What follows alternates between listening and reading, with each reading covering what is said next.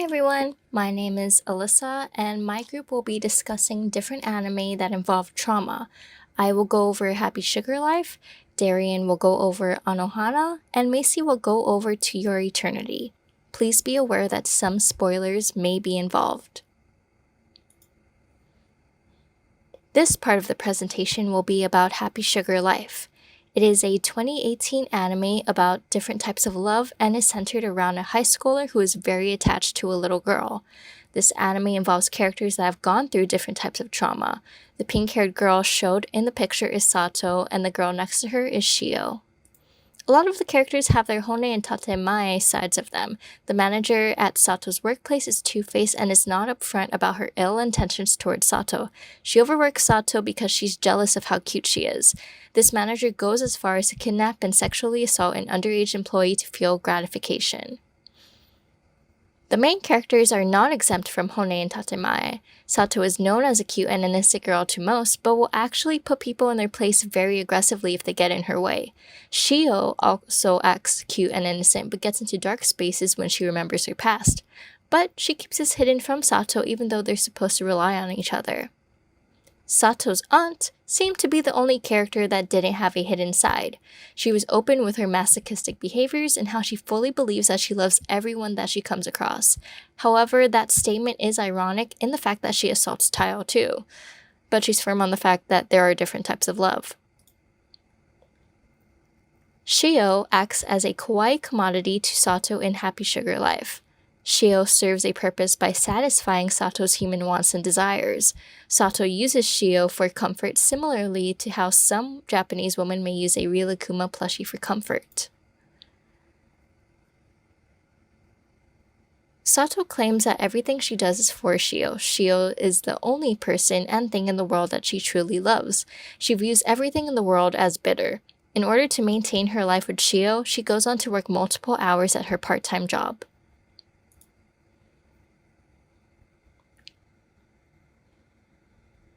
Due to Tayo's trauma with being sexually abused by the older woman manager, he finds solace in Shio. At first, he obsesses over the thought of her purity through Shio's missing posters, but finally meets Shio and gets obsessed with her touch because it feels like she's purifying him from the impurities he's experienced. Because Sato doesn't want others to have Shio, her kawaii commodity, she will go to great lengths to keep her in her possession. She put a lock on their apartment door that can only be unlocked from the outside, and also killed people in order to protect their relationship.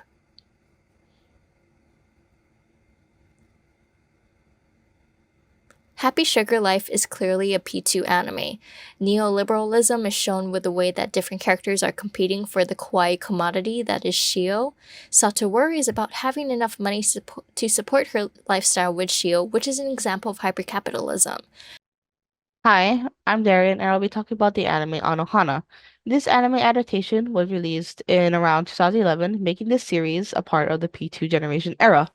Anohana follows Jintan, who one day starts seeing his deceased childhood friend, Memba, who asks for a final wish to be granted, a wish she somehow doesn't seem to remember. First, we have Jintan.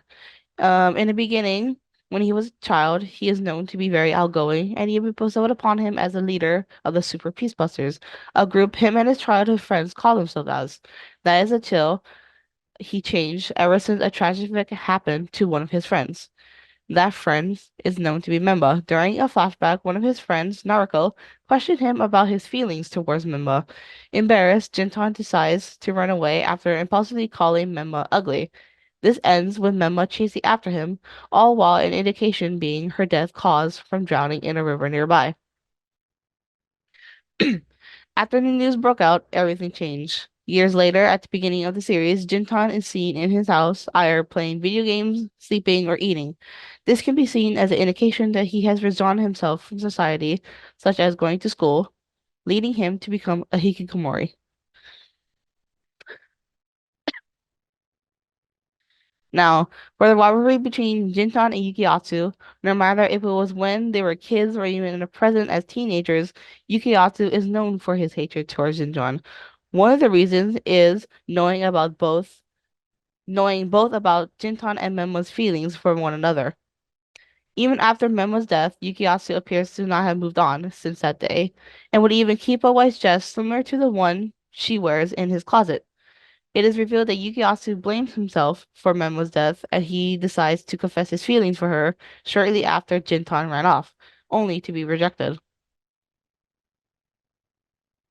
Going back to the members in the Super Peacebusters, after Memba's death, everyone went their separate ways. Unlike Popo, who never once changed a single bit, the others seem to have changed a lot and appears to have a distaste for one another whenever they counter each other. However, over the course of the anime, with Memba wanting her wish to still be fulfilled, the Super Peace Buzzers managed to join up together, hoping they'll be able to fulfill her wish, as this particular wish is what's keeping her from passing on.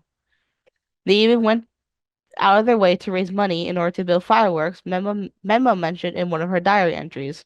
With this fulfillment, it is shown to have brought all of them close again, as they did when they were kids. Even after many years, you can see that the bond between them still remains the same. This makes Memo happy that she got to spend time with all of her friends again.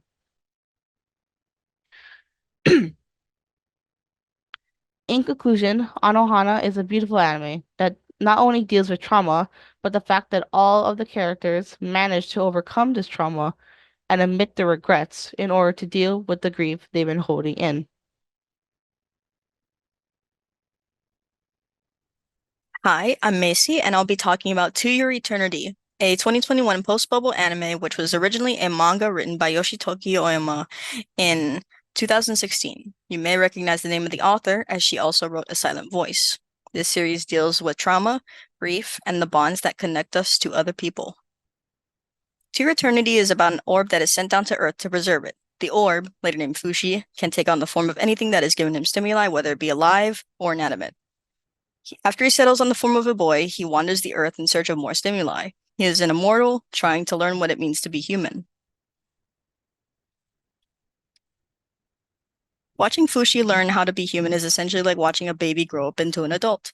He has to learn how to walk, eat, feel, and behave as a human. He learns new things not just about others and the world around him, but also about himself. However, this process is not made easy due to these creatures called the Knockers. The Knockers are entities made with the sole purpose of preventing Fushi from preserving the world. They can steal Fushi's shapeshifting forms and use them against him. Their goal is to free everyone via death, and despite being made to go after Fushi, they will not hesitate to hurt other people, making them not only a threat to Fushi, but also to the people that he cares about.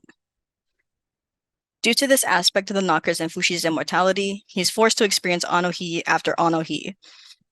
These deaths only become more painful and traumatizing as Fushi begins to experience more complex emotions, and he's forced to cope with the fact that this is his norm, and this will be his norm for a long time.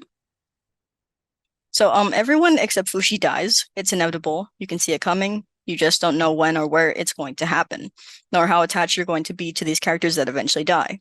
After experiencing the trauma that comes with grief, Fushi starts to internalize these thoughts and starts to retreat into himself.